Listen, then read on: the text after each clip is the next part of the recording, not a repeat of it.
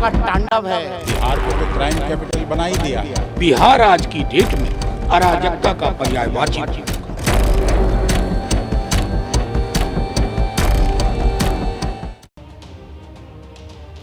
तो ये बिहार की हालत है। बिहार ताबड़तोड़ अपराध से थर्रा रहा है। एक के बाद एक हत्याओं से बिहार की कानून व्यवस्था पर सवालिया निशान लगा है। विपक्ष सुशासन व्यवस्था पर सवाल उठा रहा है। सुशासन वो व्यवस्था होती है जहां सरकार न सिर्फ पारदर्शी तरीके से काम करती है, बल्कि जनता के प्रति सरकार की जवाबदेही भी होती है। सुशासन वो व्यवस्था जहां कानून का राज कायम होता है। राजधानी पटना के पौष इलाके में शुक्रवार को नामी कारोबारी गोपाल खेमका को बदमाशों ने गोलियों से भून दिया। और ठीक 2 हफ्ते पहले पटना के हाई प्रोफाइल पोलो रोड पर एक युवक पर गोलियां बरसाई गई। वहीं सिवान में 3 भाइयों को सरेआम काट डाला गया। इसके अलावा नालंदा में 2 लोगों की हत्या कर दी गई। पूर्णिया भी हत्याकांड से थर्रा रहा है। सवाल पूछा जा रहा है, बिहार पुलिस जाग गई? पहले शूटर को गिरफ्तार किया गया है गोपाल खेमका हत्याकांड में। अब एक आरोपी ढेर हुआ है इसी गोपाल खेमका हत्याकांड में। और जो आरोपी ढेर हुआ है उसका नाम विकास उर्फ राजा बताया जा रहा है। अवैध हथियार सप्लाई करने का वो काम करता था और माना यह जा रहा है कि गोपाल खेमका हत्याकांड में यही आरोपी जो ढेर हुआ है विकास उर्फ राजा, इसी ने हथियार मुहैया कराया था। बिहार के कारोबारी गोपाल खेमका हत्याकांड में पुलिस इसे बड़ी सफलता मान रही है।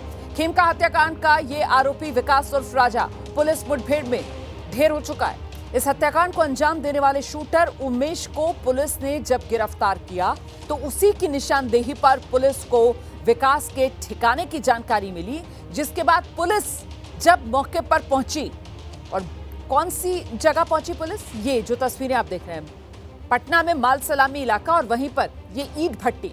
तो यहां विकास ने पुलिस पर फायरिंग की।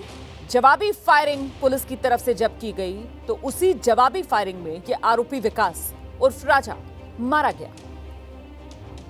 गोपाल खेमका हत्याकांड में पुलिस ने शूटर उमेश कुमार को पटना के माल सलामी इलाके से पकड़ा था। पुलिस ने गंगा किनारे से हथियार बरामद किए थे। उमेश ने 1 लाख रुपए के लिए हत्याकांड को अंजाम दिया, ये भी सूत्र बता रहे हैं कि उसने कबूला है। हालांकि पुलिस की तरफ से अभी कुछ भी औपचारिक तौर पर जानकारी साझा नहीं की जा रही है। पुलिस कह रही है शाम 5 बजे का इंतजार कीजिए। शाम 5 बजे पुलिस की तरफ से प्रेस कॉन्फ्रेंस कर तमाम जानकारियां साझा की जाएंगी। और इस बीच ये तस्वीर आपके सामने खेमका हत्याकांड का ये जो आरोपी ढेर हुआ है, यहीं माल सलामी इलाके का ये ईंट भट्टी का इलाका, यहीं पर विकास जो है आरोपी का नाम विकास उर्फ राजा जो छिपा हुआ था, यहीं पर पुलिस की टीम पहुंची। पुलिस की टीम जब दबिश दे रही थी तो फिर आरोपी ने पुलिस की टीम पर हमला किया। और जब पुलिस की टीम पर आरोपी ने हमला किया तो जवाबी कार्रवाई में ये ढेर। सीधे आपको लेकर चलेंगे। आप देख रहे हैं हमारे साथ हमारे सहयोगी आर्यन आनंद मुठभेड़ वाली जगह से मौजूद हैं। इसके अलावा पटना से आप देख रहे हैं हमारे साथ हमारे सहयोगी निधि मौजूद हैं। और पूर्णिया, शशांक पूर्णिया से हमारे साथ जुड़ेंगे। वहां पर एक ही परिवार के 5 लोगों की हत्या कर दी गई है। लेकिन सबसे पहले आपको आर्यन के पास लेकर चलते हैं। ये जो मुठभेड़ वाली जगह है ईंट भट्टी, जहां पर आरोपी विकास उर्फ राजा ढेर हुआ है, जरा बताइए आर्यन, अभी तक क्या जानकारी मिल रही है? कहां पर यह आरोपी छिपा हुआ था और पुलिस जब इसके नजदीक पहुंची तो फिर कैसे स्थिति बनी मुठभेड़ की और ये ढेर हुआ? आर्यन। देखिए, पटना सिटी का माल सलामी इलाका है और जेपी सेतु पथ जो पटना में है, अटल पथ के नाम से ये कनेक्ट होता है। यहाँ पे एक ईंट भट्टी है जहाँ पर आरोपी जो राजा है वो छिपा हुआ था। और देर रात जो ये घटना है उस जिसमें पुलिस राजा के पास पहुंची, पुलिस पर फायरिंग की गई और जवाबी कार्रवाई में एनकाउंटर में जो राजा की मौत है वो हो गई है। सुबह 3 से 4 बजे का ये जो घटना है क्रम है वो हुआ है। अब तक इस पर आधिकारिक पुष्टि नहीं की गई कि कितने बजे ये घटना हुई, कितनी संख्या में राजा यहाँ पे मौजूद था। हालांकि यहाँ से अब तक जो जानकारी निकल कर सामने आई है, किसी की गिरफ्तारी नहीं हुई, अकेले यहाँ पर राजा मौजूद था। और जब पुलिस की टीम यहाँ पहुँची तो जवाबी कार्रवाई करनी पड़ी। राजा की तरफ से जो गोलीबारी है वो शुरू कर दी गई, जिसके बाद पुलिस ने काउंटर फायर किया और काउंटर फायर में राजा को ढेर कर दिया।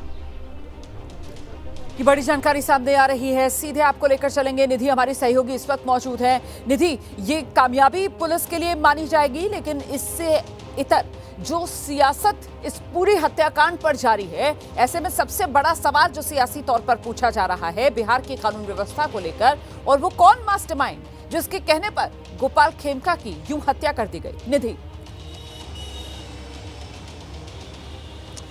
बिल्कुल, देखिए, इन सब के पीछे जिस दिन गोपाल खेमका की हत्या हुई उसी दिन से लगातार विपक्ष सरकार को घेर रहा है। वो विपक्ष जिस पर सवाल उठता रहा कि जंगल राज 15 साल बिहार ने झेला है, और अब चूंकि विपक्ष इसको महाजंगल राज का नाम दे रहा है, ये तो हो गई सियासत की बात।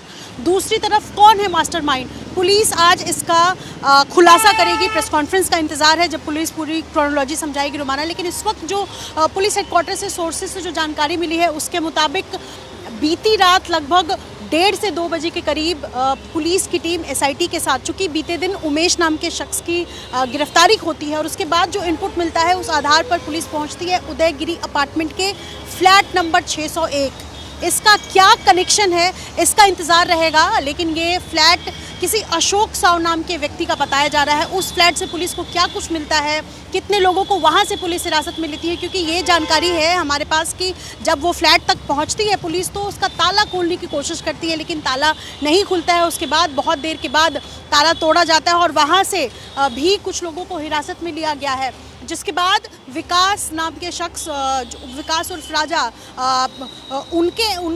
उसका एनकाउंटर जो है वो होता है, पुलिस करती है। हालांकि इन सब के पीछे मास्टरमाइंड का भी इंतज़ार है। और मैं आपको एक बात और बता दूं रोमाना, जो व्यक्ति इस वक्त अजय वर्मा नाम का शख्स है, जो जिस इलाके में इस वक्त आर्यन खड़े हैं, उस पूरे इलाके का एक बड़ा गैंगस्टर माना जाता है अजय वर्मा।